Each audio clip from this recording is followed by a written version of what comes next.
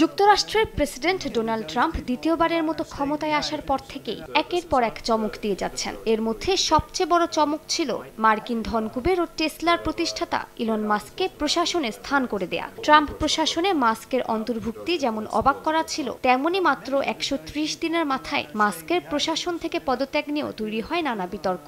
সে সময় অনেক গণমাধ্যমে উঠে আসে ট্রাম্প ও মাস্কের বন্ধুত্বের মধ্যে তিক্ততার গুঞ্জন। এবার সে আগুনেই ঘি ঢাললেন মার্কিন এই ধনকুবের।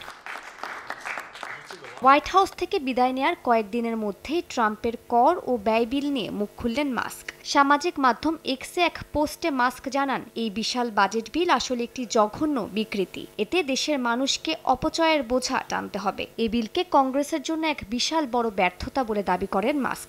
বলেন, যারা এর পক্ষে ভোট দিয়েছেন তারা জানেন তারা ভুল করেছেন। এটা যুক্তরাষ্ট্রকে দেউলিয়া করে দেবে। 13টি মশলার এক দারুণ কম্বিনেশনে তৈরি ইফাত রশিদ বিরিয়ানি মশলা। উৎসব এখন প্রতিদিন। বিলটিতে $4 লাখ কোটি ঋণ সীমা বাড়ানোর প্রস্তাব রয়েছে, যা বাজেট ঘাটতি নিয়ে যাবে $2.5 লাখ কোটি।